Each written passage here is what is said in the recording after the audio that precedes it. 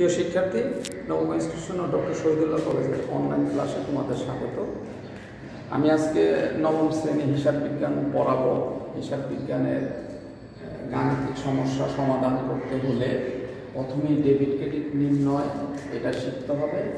কিন্তু debit credit নির্ণয় শেখার আগে যে বিষয়গুলো আলোচনা করা অত্যন্ত জরুরি সেটা নিয়ে আমি একটু আলোচনা করে নিই।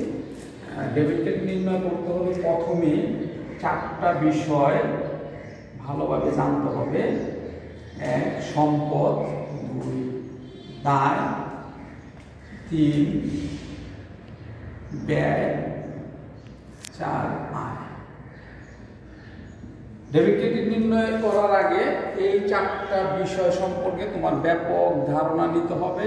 যখন তুমি দেখবা সম্পদ, দায়, ব্যয়, আয় তোমার এই সম্পর্কে ধারণা পরিষ্কার, তখন তোমার ডেবিট ক্রেডিট নির্ণয় করা খুব সহজ হয়ে যাবে। এবং হিসাব বিজ্ঞান পড়ার আগে এই 4টা শব্দ সম্পর্কে যদি ধারণা থাকে, ধরে নিবা তোমার হিসাব বিজ্ঞানের 50% শেখা হয়ে গেছে।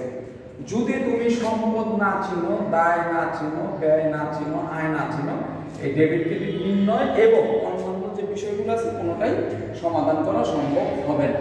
তাই প্রথমেই গাণিতিক সমস্যা সমাধানের আগে ডেবিট ক্রেডিট নির্ণয় শিখতে হবে। এবং ডেবিট ক্রেডিট নির্ণয় করার আগে তোমার এই 4টা শব্দ সম্পর্কে ব্যাপক ধারণা থাকতে হবে। প্রথমে আমরা সম্পদ কি এটা নিয়ে একটু কথা বলি। আমরা সাধারণত সবাই জানি সম্পদ মানে বাড়ি ঘর, দালান কোঠা, গাড়ি, এইগুলো। কিন্তু এটা আমরা একটু মানে এক কথা একটু বোঝানোর চেষ্টা করবো, যেটা বইয়ে ওইভাবে দেওয়া নাই।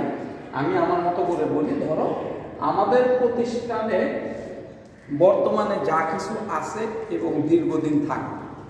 ভালো করে কথাটা লক্ষ্য করো প্রিয় শিক্ষার্থী। আমাদের প্রতিষ্ঠানে বর্তমানে যা কিছু আছে এবং ভবিষ্যতে থাকবে দীর্ঘদিন, সেটাই সম্পদ। যেমন ধরো এটা আমাদের একটা প্রতিষ্ঠান, এখানে চেয়ার টেবিলগুলো আছে, এখন আছে, দীর্ঘদিন থাকবে, এটা সম্পদ। পাখা এখন আছে, দীর্ঘদিন থাকবে, এটাও সম্পদ।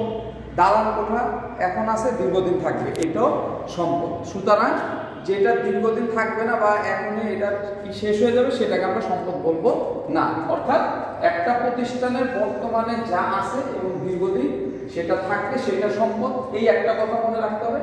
দ্বিতীয় কথা হলো কোথাও টাকা জমা আছে, নগদ টাকা আলমারিতে থাকতে পারে, ক্যাশ বাক্সে থাকতে পারে, ব্যাংকে জমা থাকতে পারে। ওই নগদ টাকা এবং ব্যাংক জমা এইটাও সম্পদ। তৃতীয় নাম্বার কথাটা মনে রাখতে হবে, যদি আমরা কারো কাছে টাকা পাবো, এখনো পাইনি, এটাও আমাদের সম্পদ।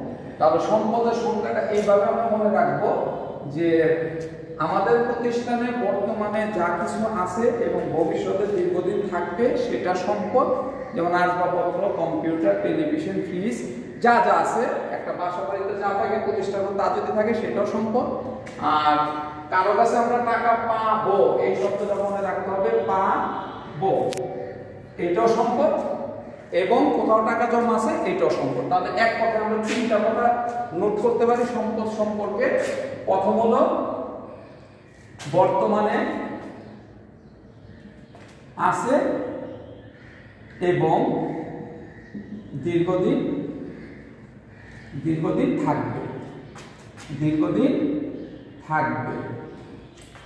2 বলতে পারি কোথাও টাকা জমা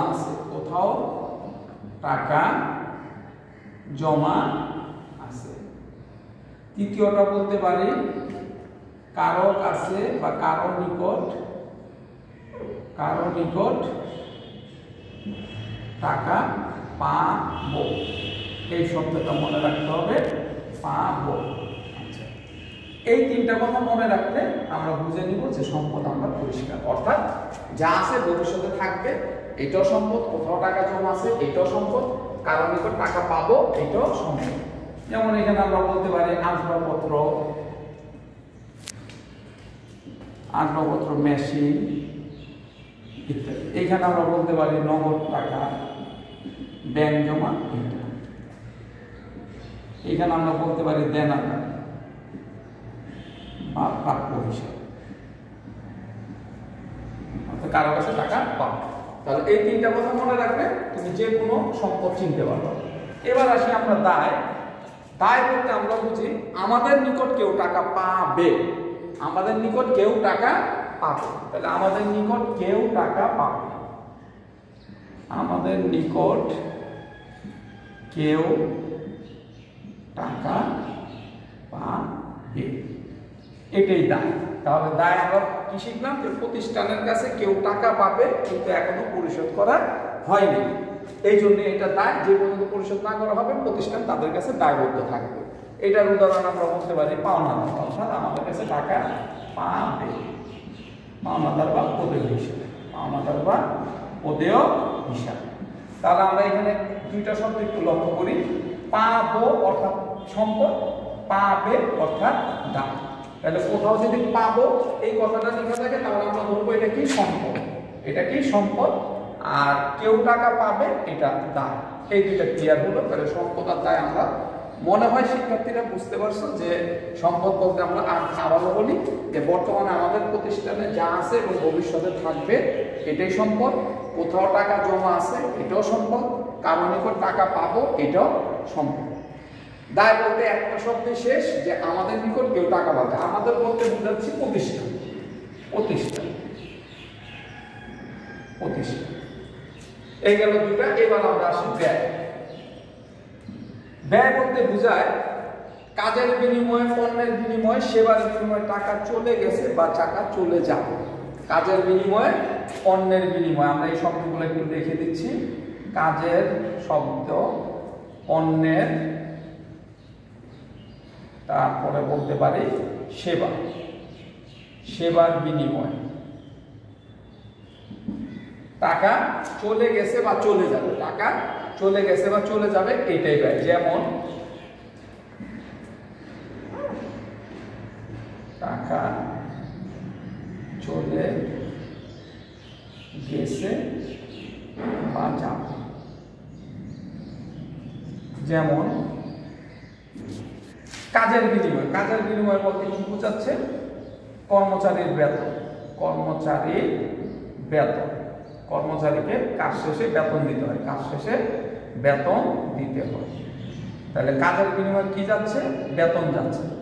আবার বলতে পারি পণ্য ক্রয়, পণ্যের বিনিময়ে টাকা চলে যাচ্ছে, পণ্য ক্রয়, এটাও হবে। আবার বলতে পারি সেবার বিনিময়, যেমন ভাড়া। এখানে আমি আরেকটু ক্লিয়ার করি। তাহলে ব্যয় বলতে আমরা বোঝাচ্ছি কাজের বিনিময়ে, পণ্যের বিনিময়ে, সেবার বিনিময়ে টাকা চলে গেছে বা যাবে, এটাই ব্যয়। যেমন কাজের বিনিময়ে যদি টাকা চলে যায়, যেমন কর্মচারীর বেতন, পণ্যের বিনিময় মানে পণ্য ক্রয়, সেবার বিনিময় মানে ভাড়া। যেমন তুমি রিক্সা দিয়ে কোথাও থেকে আসলা, রিক্সাওয়ালা তোমাকে রিক্সা চালিয়ে নিয়ে আসলো, তুমি আরাম করে আসলা, নেমে ভাড়া দিলা, তাহলে উনি সেবা দিল, তুমি ভাড়া দিলে, এটাই সেবার বিনিময়ে টাকা চলে যাচ্ছে, ভাড়া পাবে। এইগুলো সবগুলাই ব্যয়। তাহলে এই তিনটা কথা মনে রাখতে হবে, কাজের বিনিময়ে, পণ্যের বিনিময়ে, সেবার বিনিময়ে টাকা চলে গেছে বা যাবে, এটাই ব্যয়। যেমন কর্মচারীর বেতন, পণ্য ক্রয়, ভাড়া। এবার আসি আমরা আয়। আয়ও একই অবস্থা, বিপরীত। কাজের, পণ্যের এবং সেবা, সেবার বিনিময়ে টাকা আসছে বা আসবে, এটা হলো ব্যয়। যেমন কমিশন প্রাপ্তি, কাজ করে কমিশন পেলাম, কাজ করে কমিশন পেলাম, কমিশন প্রাপ্তি। তারপরে এটা বলতে পারি পণ্য বিক্রয়, পণ্য বিক্রয় করলে টাকা আসে, পণ্য বিক্রয় করলে টাকা আসে। এটা বলতে পারি ভাড়া প্রাপ্তি, বাড়ি ভাড়া প্রাপ্তি, বা এটাও কমিশন প্রাপ্তি ও সেবার মধ্যে পড়ে যায়, তাহলে এটা না দিলেই হবে। এই কাজের বিনিময়টা হয়, সেবার বিনিময়। এই গেল মোটামুটি তোমার সম্পদ, দায়, ব্যয়, আয়। তাহলে সম্পদ আমরা কি শিখলাম? বর্তমানে আমাদের প্রতিষ্ঠানে যা কিছু আছে এবং দীর্ঘদিন থাকবে এটাই সম্পদ। যেমন আসবাবপত্র এখন আছে, ভবিষ্যতেও থাকবে, মেশিন এখন আছে, ভবিষ্যতেও থাকবে। কোথাও টাকা জমা আছে, অর্থাৎ তোমার নগদ টাকা ব্যাংকে জমা, এগুলো সবই সম্পদ। কারো নিকট টাকা পাবো, অর্থাৎ তুমি মাল যদি ধারে বিক্রি করে থাকো, টাকা এখনো পাও নাই, ভবিষ্যতে পাবা, সেটাকে বলে দেনাদার বা প্রাপ্য হিসাবে আমি টাকা পাবো বা প্রতিষ্ঠান টাকা পাবে, এটাও সম্ভব। দায় এক কথায় শেষ, আমাদের কাছে বা প্রতিষ্ঠানের নিকট কেউ টাকা পাবে, পাওনাদার বা প্রদেয় হিসেবে। ব্যয় বলতে বোঝায় কাজের বিনিময়ে, পণ্যের বিনিময়ে, সেবার বিনিময়ে টাকা চলে গেছে বা যাবে, সেটাই ব্যয়। যেমন কর্মচারীর বেতন, পণ্য ক্রয় ভাড়া। তারপরে আয় বলতে বিপরীত, টাকা আসছে বা আসবে, যেমন কমিশন প্রাপ্তি, পণ্য বিক্রয় ইত্যাদি। এইভাবে চারটা শব্দ তোমার আগে জানতে হবে যে সম্পদ কোনগুলা, দায় কোনগুলা, ব্যয় কোনগুলা, আয় কোনগুলা। তাহলে এই ধারণাটা তোমার মনে থাকলে তুমি শব্দগুলা দেখলেই বুঝতে পারবা যে এটা সম্পদ, এটা দায়, এটা ব্যয়, এটা আয়। এখানে একটা কথা মনে রাখা ভালো, যেমন আমরা বলছি আমাদের কাছে যা আছে এবং ভবিষ্যতে থাকবে, মানে প্রতিষ্ঠানের কাছে যা আছে ভবিষ্যতে থাকবে, এইটা সম্পদ। এখন ধরো মোবাইল, তাহলে এটা আছে এবং ভবিষ্যতে থাকবে, এটা সম্পদ। কিন্তু কোনো দোকানে, কোনো মোবাইল বিক্রির দোকানে যদি মোবাইল থাকে, সেটা কিন্তু সম্পদ না। কোনো ফার্নিচারের দোকানে ফার্নিচার থাকলে সেটা কিন্তু সম্পদ না, কারণ ওই মোবাইলের দোকানে মোবাইলগুলো আছে বিক্রির জন্য, এটা দীর্ঘদিন থাকবে না।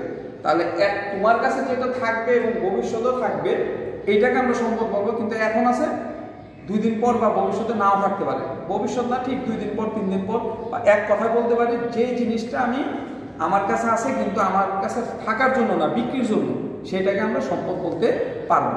এখন একটা মোবাইলের দোকানে ধরো মোবাইল আছে, সাজানো আছে 100 পিস, আর তোমার দোকানদারের ম্যানেজার বা কর্মচারীর পকেটে বা মালিকের পকেটে আছে 2 পিস। তাহলে এখানে কিন্তু সম্পদ হবে 2টা। এই 2টা হলো সম্পদ, আর এই 100টা কিন্তু সম্পদ নয়, কারণ এইগুলা বিক্রি হয়ে যাবে। এগুলা কি হয়ে যাবে? বিক্রি হয়ে যাবে। আবার ধরো একটা ফার্নিচারের দোকানে আলমারি আছে 5টা, বসার টেবিল আছে 1টা। এইটাও সম্পদ, এইটাও সম্পদ। কিন্তু এই বসার টেবিলটাকে সম্পদ বলা যাবে না, কারণ ওই দোকানে এই বসার টেবিলটা আছে এবং থাকবে, কিন্তু আলমারিগুলা বিক্রি হয়ে যাবে, কারণ এই দোকানটাই ফার্নিচার। আবার তোমার বাসায় যা আছে, বসার টেবিল বলো, আলমারি বলো, ফ্রিজ বলো, এগুলো সবই সম্পদ। কিন্তু যখন একটা দোকানে একটা সম্পদ থাকবে, কিন্তু সম্পদটা দেখতে সম্পদের মতো কিন্তু আসলে সম্পদ না, কারণ এটা বিক্রির জন্য আনা হয়েছে, তখন এটাকে সম্পদ বলা যাবে না। কিন্তু এটা যদি স্থায়ীভাবে থাকে, তাহলে এটাকে সম্পদ বলা যাবে। তাই আমরা কি শিখলাম? মোবাইলের দোকানে মোবাইল সাজানো আছে, এইটা সম্পদ না, কিন্তু নিজের কাছে 2টা মোবাইল আছে, এইটা সম্পদ। ফার্নিচারের দোকানে আলমারি আছে সাজানো বিক্রির জন্য, এটাকে সম্পদ বলবো না। আবার বসার একটা টেবিল আছে, এইটাকে আমরা সম্পদ বলবো, কারণ এটা বিক্রি হবে না। এই মোটামুটি সম্পদের একটা ধারণা, পার্থক্য। কারণ তুমি শিখলা যে মোবাইল তো আমার কাছে আছে এবং থাকবে, কিন্তু মোবাইলের দোকানে যে মোবাইল আছে এটাকে সম্পদ বলা যাবে না। ফ্রিজ টেলিভিশনের দোকানে যে ফ্রিজ টেলিভিশন আছে বিক্রির জন্য, এটাকেও সম্পদ বলা যাবে না। এটা যখন ব্যবহারের জন্য একটা বাসায় বা একটা প্রতিষ্ঠানে নিয়ে আসা হবে, তখনই সেটাকে সম্পদ বলা যাবে, কারণ এটা আছে এবং দীর্ঘদিন থাকবে। কিন্তু একটা দোকানে আছে, কালকে বিক্রি হয়ে যেতে পারে, পরশুও বিক্রি হয়ে যেতে পারে, ওইটাকে আমরা সম্পদ বলতে পারবো। এইটি মোটামুটি সম্পদের ধারণা। আর অন্যগুলো অ্যাজ ইট ইজ এইরকম। তাহলে এই 4টা জিনিস সম্পর্কে যখন আমার ধারণা ক্লিয়ার হয়ে যাবে, তখন ডেবিট ক্রেডিট নির্ণয় করা খুব সহজ হয়ে যাবে। তাহলে আমি ডেবিট আর ক্রেডিট নির্ণয়ের একটা সূত্র দিয়ে দিচ্ছি আমার মতো করে, বই অবশ্যই লেখা আছে, তারপর তুমি জেনে নাও। ডেবিট ক্রেডিট নির্ণয়। প্রথমে আমরা এই জিনিসটা শিখব, যে সম্পদ, দায়, ব্যয়, এই 4টা শব্দ আমি এখানে লিখব। সম্পদ বাড়লে বা আসলে সম্পদ ডেবিট। সম্পদ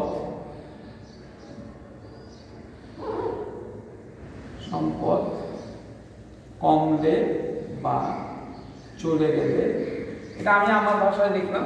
অনেক বইয়ের মধ্যে লেখা আছে সম্পদ বৃদ্ধি পেলে সম্পদ ডেবিট, সম্পদ হ্রাস করে সম্পদ ক্রেডিট। কিন্তু ওই বৃদ্ধি হ্রাস না লিখে আমি বাড়লে কমলে লিখে দিলাম, চলে গেলে সম্পদ ক্রেডিট। এবার আসি দায়। আমরা শিখছি যে আমাদের প্রতিষ্ঠানের নিকট কেউ টাকা পাবে, এইটাই দায়। দায় বাড়লে বা বৃদ্ধি পেলে ডেবিট হবে, দায় বাড়লে দায় ক্রেডিট হবে, এটা একটু বিপরীত। আর দায় কমলে বা হ্রাস পেলে দায় ডেবিট হবে। ওকে, এবার আমরা রইল কি ব্যয়। ব্যয়টা আমরা বাড়লে ডেবিট কমলে ক্রেডিট, এই কথাটা না লিখে আমরা একটু সহজ ভাষায় লিখব, সকল প্রকার ব্যয় বা ক্ষতি ডেবিট হবে, সকল প্রকার আয় বা প্রাপ্তি ক্রেডিট হবে। ওকে, তাহলে আমরা এটা এইভাবে লিখতে পারি, ব্যয় বাড়লে ডেবিট, ব্যয় কমলে ক্রেডিট, আয় বাড়লে ক্রেডিট, কমলে ডেবিট। ওইভাবে না লিখে অঙ্ক করার সুবিধার্থে বা গাণিতিক সমস্যাগুলো সমাধান করার সুবিধার্থে এই শব্দ দুটোই ব্যবহার করলে বেশি সুবিধা হবে তোমাদের জন্য। তাহলে আমরা ডেবিট ক্রেডিট নির্ণয়ের সূত্রটা কি শিখলাম? এই যে দেখো, আমি একটু আগে বলেছি যে ডেবিট ক্রেডিট নির্ণয়ের আগে তোমার চিনতে হবে সম্পদ, দায়, ব্যয়, আয়টি। ওইগুলো না চিনলে তুমি কি বাড়লে ডেবিট হবে, সম্পদটাই কি, এইটাই আমরা চিনি না। তাহলে সম্পদ বাড়লে ডেবিট, আমরা সম্পদ তো চিনি না। তাহলে এখন আমরা চিনে গেছি যে সম্পদ কোনটা, যেগুলো আমাদের কাছে আছে ভবিষ্যতে থাকবে, এইটাই সম্পদ। সেই ধরনের জিনিস বাড়লে ডেবিট হবে, কমলে ক্রেডিট হবে। তাই আমরা শিখে গেছি যে আমাদের কাছে কেউ টাকা পাবে, এইটাই দায়। দায়ের একটা উদাহরণ আমরা দিচ্ছি, পাওনাদার কত হিসাব। আরেকটা শব্দ লিখতে পারি ব্যাংক ঋণ। যেমন ব্যাংক থেকে তুমি ঋণ নিছো, যে পর্যন্ত তুমি টাকা না পরিশোধ করবে সেই পর্যন্ত ব্যাংকের কাছে তুমি দায় পাবে। সেই দায় বাড়লে দায় ক্রেডিট হবে, দায় কমলে দায় ডেবিট হবে। আর যত ধরনের ব্যয় বা ক্ষতি হবে সেগুলোকে ডেবিট লিখবো, সকল প্রকার আয় বা প্রাপ্তিকে ক্রেডিট লিখবো। এটা ওই ভাষাও তুমি মনে রাখতে পারো, ব্যয় বাড়লে ডেবিট, ব্যয় কমলে ক্রেডিট, আয় বাড়লে ক্রেডিট, আয় কমলে ডেবিট। কারণ এই যে যেমন বেতন, এটা একটা ব্যয়, এই বেতনটাকে ডেবিট লিখতে হবে।